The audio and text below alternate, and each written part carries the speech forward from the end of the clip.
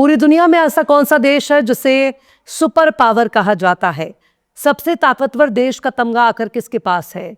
सबसे superior country आखिर कौन है जो कहीं भी हमला कर सकती है, किसी को भी मार सकती है, किसी भी देश पर कब्जा कर सकती है? तो इसका सिर्फ एक ही जवाब है, अमेरिका, अमेरिका, अमेरिका। लेकिन अगर आपसे कोई पूछे कि एक छोटे देश से कौन है जो रोज रोज पिट रहा है, कौन मार खा रहा है, कौन है जो ईरान जैसे छोटे से ममालिक से रोजाना जूते खा रहा है, कौन है जिसे एक छोटा सा देश रोजाना लतिया रहा है, तो उसका जवाब भी एक ही है, उसका नाम है अमेरिका, अमेरिका, अमेरिका। और अगर आपसे कोई ये भी पूछ ले कि बताओ तो ऐसा कौन सा देश है जो पूरी दुनिया में बेइज्जत हो रहा है, पूरी दुनिया में धक्के खा रहा है, हर कोई इसे आग दिखाने पर तुला है, कोई भी इसका साथ नहीं दे रहा, तो इसका भी सिर्फ एक ही जवाब है, अमेरिका, अमेरिका, अमेरिका। सलाम, नमस्ते, सत श्री अकाल। मैं हूं आपके साथ अर्चना मिश्रा और आप देख रहे हैं टाइम्स मेल। अमेरिका के लिए इस वक्त दुनिया बहुत तंग हो चुकी है। उसकी तंग नजरी ने ही उसे इतना तंग नजर बना दिया है कि अब दुनिया का कोई भी मुल्क उसे अपने बगल में खड़े करने के लिए तैयार नहीं, और ना ही कोई मुल्क अमेरिका के बगल गिर होना चाहता है। जब से स्ट्रेट ऑफ हार्मुज में ईरान ने अपनी ताकत दिखाया है, तब से स्ट्रेट ऑफ हार्मुज में ईरान ने अमेरिका, इजराइल और इन दोनों पर हमला करने वाले और मुल्कों का साथ देने वाले ममालिक के ऑयल टैंकर को समंदर में ही सरेंडर करने पर मजबूर कर दिया। तब से ही डोनाल्ड ट्रंप को पागलपन के दौरे पड़ रहे हैं। सुबह शाम अंड बंड शंड कुछ भी बक रहा है।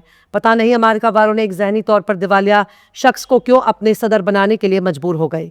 जिस शख्स का इलाज पागल खाने में होना चाहिए, जिस शख्स को सरकारी खर्चे पर मेंटल हॉस्पिटल में भर्ती कराया जाना चाहिए, वो शख्स दुनिया के वर्ल्ड ऑर्डर को तय कर रहा है, जबकि खुद उसके अपने वजूद का कोई ठिकाना नहीं। वो ईरान को सिर्फ अपने मजे के लिए कत्ल कर रहा है। वो ये उम्मीद कर रहा है कि दुनिया उसकी इस कायराना हरकत में उनका साथ देगी। इस जंग में कोई भी ट्रंप के साथ खड़ा नहीं होना चाहता। अमेरिका के अब करीबियों ने ही उसे ठेंगा दिखाना शुरू कर दिया है। खासकर ब्रिटेन मुल्क ने अमेरिका को न सिर्फ ठेंगा दिखाया बल्कि आंखें तरेड़नी भी शुरू कर दी।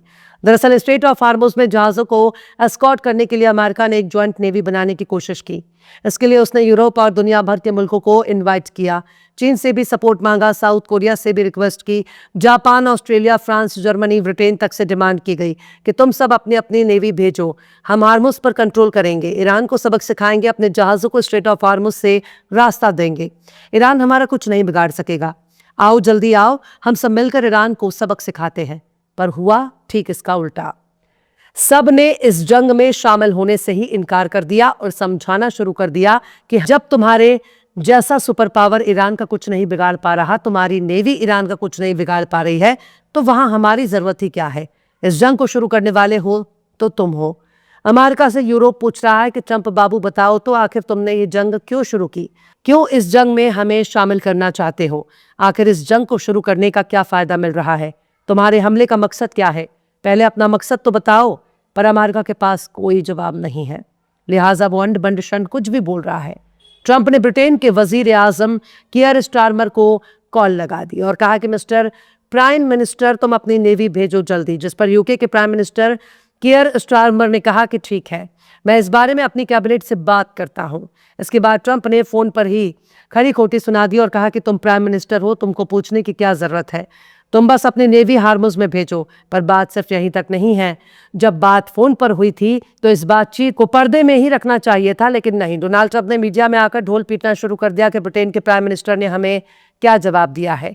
डोनाल्ड ट्रंप अपनी हरकतों से ये साबित करने पर तुल गया कि यूनाइटेड किंगडम चलाने वाला वजीर आजम निहायत ही कमजोर है, बुजदिल है, कायर है, डरपोक है। वो खुद अपने फैसले नहीं ले सकता। यानी जिस यूके की आवाम ने अपने लीडर के तौर पर कियर स्टारमर को वजीर आजम की कुर्सी पर बिठाया, उसे ही डोनाल्ड ट्रंप बेहद नकारा, निकम्मा साबित करने पर तुल गया है। इसके बाद ब्रिटेन ने भी डोनाल्ड ट्रंप की जो बची कुची इज्जत बाकी रह गई थी उसे भी नोच नोच कर फेंक दिया। ट्रंप की इस हरकत के बाद ब्रिटेन के वजीर आजम ने भी ट्रंप के खिलाफ अपना मोर्चा खोल दिया। उन्होंने अमेरिका को सबक सिखाते हुए बकिया उकेरनी शुरू कर दी। वजीर आजम कियर स्टारमर ने डंका पीट कर ऐलान कर दिया कि हम अपनी जमीन और अपने आसमानों का इस्तेमाल किसी पर हमले के लिए तो बिल्कुल भी नहीं करने देंगे और ईरान पर हमला बिल्कुल नहीं करेंगे। वजीर आजम कियर स्टारमर ने साफ साफ लहजे में समझा दिया है कि हम किसी भी कीमत पर ईरान के खिलाफ इस जंग में उसका साथ नहीं देंगे, न ईरान पर हमला करेंगे। जबकि आपको याद होगा साइप्रस में ब्रिटेन का फौजी अड्डा मौजूद है और ब्रिटेन के फौजी अड्डे से अमेरिका ने ईरान पर कई हमले भी किए हैं। लेकिन अब जब ब्रिटेन के वजीर आजम ने बिल्कुल ही हाथ पीछे खींच लिए तो ट्रंप के लिए दुनिया में मौजूद ब्रिटेन के तमाम मिलिट्री ठिकानों से अमेरिका के फाइटर जेट के लिए दरवाजे बंद हैं। यानी जो थोड़ा बहुत डोनाल्ड ट्रंप की इज्जत बची थी उसे भी ब्रिटेन ने जूते के नीचे रौंद दिया। पर ऐसा नहीं है कि अगर ब्रिटेन ने इस जंग में कूदने से इनकार कर दिया तो किसी और ने इनकार नहीं किया। तमाम के तमाम मुल्कों ने सीधे सीधे ट्रंप को समझा दिया है कि ना का मतलब ना ही होता है। इससे पहले जर्मनी भी अमेरिका को खरी खोटी सुना चुका है। वो भी कह चुका है कि जंग तुमने हमसे पूछकर शुरू नहीं की, इस जंग से हमारा दूर दूर तक कोई नाता नहीं है, हम इस जंग में क्यों कूदने जाएं। इस जंग को तुमने इजराइल के साथ मिलकर शुरू किया है, तुम ही दोनों आपस में समझो। हमारी अगर जरूरत है तो हम सिर्फ तुम्हारे डिफेंसिव मामलों में मदद कर सकते हैं। यानी अगर अमेरिका के ऊपर कोई खतरा मंडराया, यानी अमेरिका के ऊपर अगर किसी दूसरे मुल्क ने हमला कर दिया तो इस कंडीशन में भले ही नाटो या नाटो के मुल्क उसका साथ देने के लिए आ सकते हैं, लेकिन यहाँ तो ठीक उल्टा ही देखने को मिल रहा है। अमेरिका पर कोई हमला करेगा जब खुद अमेरिका ही दूसरों पर हमला कर रहा है। तो जर्मनी ने भी बिल्कुल क्लियर कर दिया है कि ये जंग अमेरिका की है, ये जंग इजराइल की है, हमारा इस जंग से दूर दूर तक कोई लेना देना नहीं है। स्पेन ने अपने जमीन और आसमान का इस्तेमाल के लिए अमेरिका पर रोक लगा दी है। जापान ने भी अमेरिका को इसी लहजे में मना कर दिया है और कह दिया है कि देखो भाई साहब, हमारे पास जो फौज है सिर्फ अपनी हिफाजत के लिए है, खुद के तहफ़्फ़ुज़ के लिए है, हम दूसरों पर ना हमला करते हैं ना हमला करना चाहते हैं। चीन ने भी अपने जहाज भेजने से मना कर दिया है। ऐसे में अमेरिका और इजराइल दोनों ही अलग थलग पड़ते नजर आ रहे हैं। अब आप सोच कर देखिए कि ये मामला किस तरफ जा रहा है। अगर थोड़ा सा गौर करके देखेंगे तो पता चलेगा कि तमाम के तमाम मुल्क इसलिए अमेरिका से करनी काट रहे हैं, इसलिए इजराइल से दूरी बना रहे हैं, इसलिए डोनाल्ड ट्रंप को ठेंगा दिखा रहे हैं, क्योंकि ईरान ने केवल उन्हीं मुल्कों के जहाज़ों को रोक के रखा है जिनका ताल्लुक अमेरिका से है, जिनका ताल्लुक इजराइल से है। ईरान ने सीधे सीधे सबको यही कहा है कि हमने किसी के जहाज़ को नहीं रोका रखा, हम केवल उन मुल्कों के जहाज़ों को रोक रहे हैं जो अमेरिका और इजराइल के मददगार हैं, वरना और किसी के जहाज़ को नहीं रोक रहे। हर कोई आए जाए, हमें कोई दिक्कत नहीं।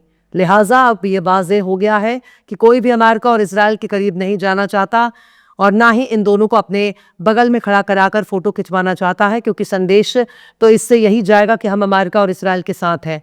ऐसे में स्ट्रेट ऑफ हार्मुज से ना उनका तेल जाएगा, ना गैस जाएगा, ना उनका कोई भी कार्गो शिप जाएगा। और ऐसा करने से सबसे ज़्यादा नुकसान उन मुल्कों को होगा जो अमेरिका और इजराइल का साथ देंगे। ईरान की स्ट्रैटेजी फिलहाल काफ़ी कारगर नजर आ रही है। अगर ऐसा चलता रहा तो अमेरिका नाक रगड़कर ईरान से भागेगा। फिलहाल इस खबर में बस इतना ही। यह एपिसोड आपको कैसा लगा कमेंट बॉक्स में ज़रूर से बताइए।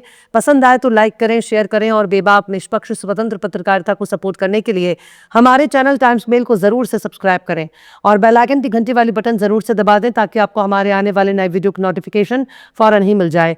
फिर मिलते हैं किसी और वीडियो में एक नई खबर के साथ। हर्षिता मिश्रा को दीजिए इजाज़त। जय हिंद। अगर अभी तक आपने हमारे चैनल टाइम्स मेल को सब्सक्राइब नहीं किया है तो जल्दी से सब्सक्राइब कर दें और बेल आइकन भी प्रेस कर दें।